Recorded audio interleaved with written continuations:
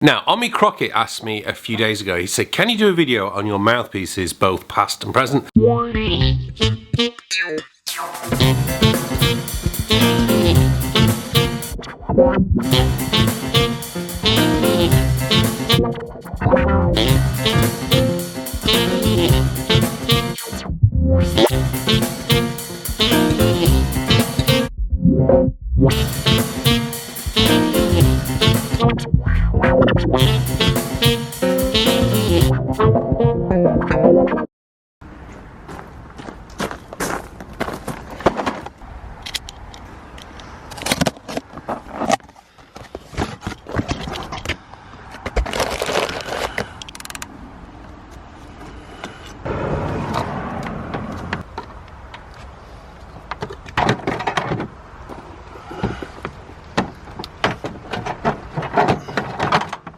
Maybe doing this with sunglasses on wasn't the best idea.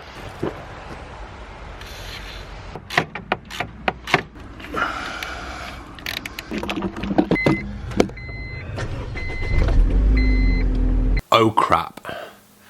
I've just won a lens on eBay. I tell a lot of students, and I tell you lot off a lot as well, for gas gear acquisition syndrome, but I'm as guilty of it myself when it comes to lenses on the camera since getting the 5D. Are you lot straight there?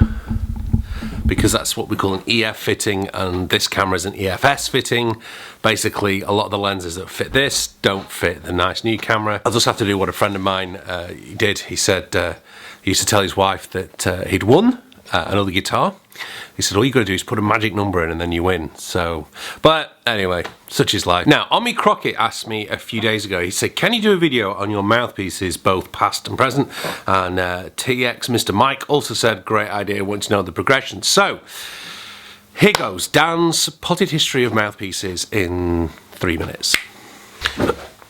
Now you know this won't be 3 minutes, don't you? So let's settle down and get into the conversation. Now, I've mentioned before in this vlog about my journey with saxophones. I started on an Amati.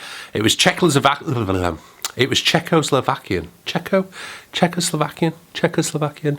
Anyway, the country didn't exist about 4 weeks after I got my saxophone in 1991, February the 14th, 1991. Whilst I was at Sonic County Primary School, it cost £495, which a quick check on the inflation meant that it was about £1,000 today. It was crap. For £1,000 today, you can buy a really, really good tenor saxophone. Anyway, it came with, I guess, what was the standard plastic mouthpiece that all those tenor saxophones came with. Within a year, after starting lessons with my teacher, Ray Wilkes, he recommended that I got a link, and for my 11th birthday, I asked for money, I saved up, I bought a link. This is all the cash I've got. What's he going to do with that? Buy a metal mouthpiece. For what?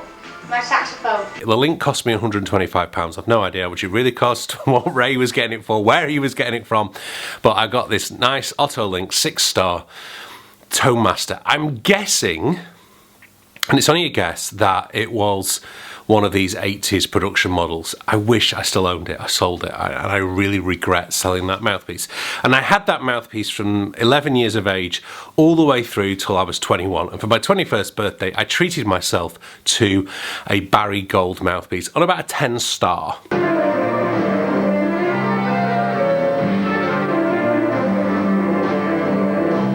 Now, 10-star is not a sensible lay for most people, and it certainly was too wide a lay for me to control it. I played it on my very first album recording, which was called Question 21.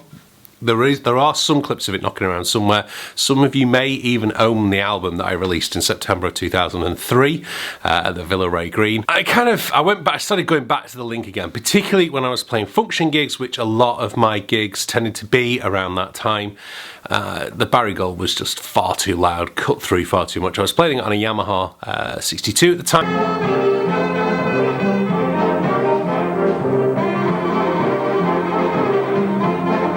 Gosh, I look young there, don't I, without the beard? And yeah, that link was a great mouthpiece. I kept it all the way through to, I'm reckoning, about 2004 when I first started hearing about Gardala mouthpieces. I got on Sax on the Web. I think Bramford had a forum for a time as well. Obviously, he was playing the Gardala mouthpieces, which meant I thought, if I buy a Gardala mouthpiece, I'll sound just like Bramford does. course I didn't. So I went on to Gardala mouthpiece. This is all on tenor. I was on Gardala mouthpieces for quite a time. I had the Studio, I had the Mike Breck, I had the Bramford model, and then, you know, I was on eBay and just selling them, buying them for silly money. Certainly when I moved over to Northern Ireland, I was still playing that Gardala. This photograph of me doing a gig in London in 2008, I'm on the Gardala. And then in 09-10, with my work I was doing with Max saxophones, they were working closely with Theo Wanney, and they first started sending me over some of Theo's mouthpieces, and I was really, really hooked on those. I really liked them, especially the one that was basically a cover of a Link, a copy of a Link. Then in 2012, my grandfather passed away and left me a little bit of money, and I wanted to use that towards something special. So I went out and I contacted, actually I was talking to Joshua Redman at the time, and I said to Josh, I'm really looking to get a really good vintage Link, a bit like the one you play, because of course I'm still falling into that trap that if I buy the mouthpiece he actually said to me, contact Eric Drake at Saxology in California. He has some of my old mouthpieces, he has great mouthpieces, he'll be able to send you something that's worthwhile picking out. So I phoned Eric, he wasn't on the internet then, spoke to Eric on the phone, and I got a hard rubber Link, which I had from 2012, which I recorded What If Rupert Murdoch Liked Jazz, Jazz Vespers album even on it, and the Jazz Trio album. So all my previous 3 recordings were recorded on that mouthpiece until this happened. I had a disaster. My Mark VI fell and hit the ground. Original slant sig Otto Link mouthpiece had this chipped out of it, so I'm a bit down. I got it repaired, but in the intervening time, I'd been thinking about going over to a Metal Link anyway, because I've been playing the Chris Potter copy of a Metal Link, and Dave O'Higgins, who I was taking some lessons from at the time, was telling me, you want to check out this Metal Link. I tried one of Dave's Metal Links, I really liked it, and then when it came to getting the insurance money through for the Link that was broken beyond economical repair, I was told, I got the Metal Link, which I play on today and really, really, really enjoy.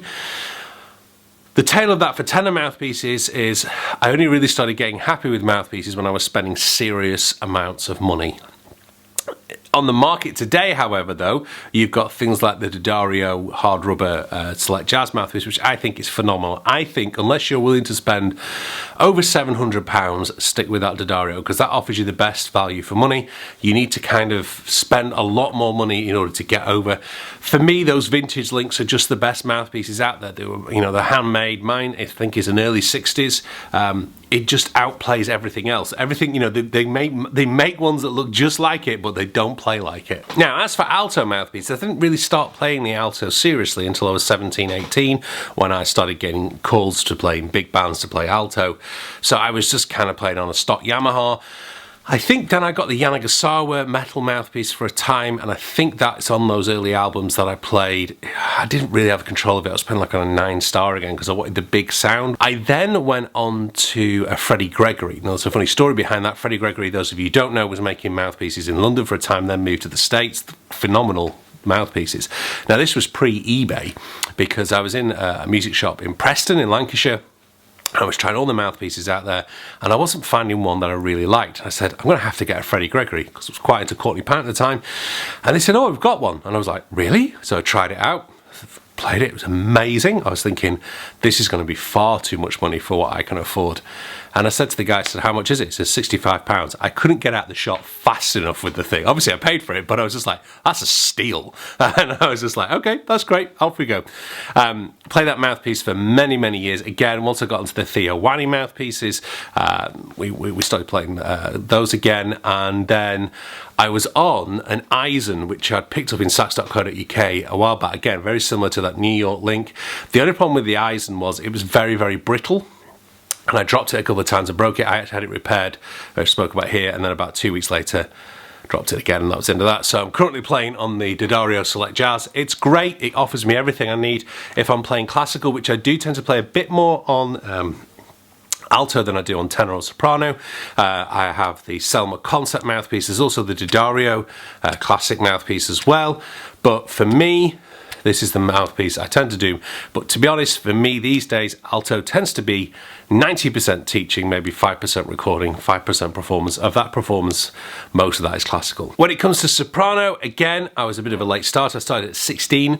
The sixth form college I attended, we had a saxophone quartet. I was very keen to get hold of the soprano as soon as I got there because I loved Branford's playing with Sting and I wanted to try and emulate some of that. Never quite got to emulating it, but I had the stock Yanni mouthpiece on for a long time. When I bought my own, I again have gone through the whole mill. I've had Yanni Gassawa metal mouthpieces.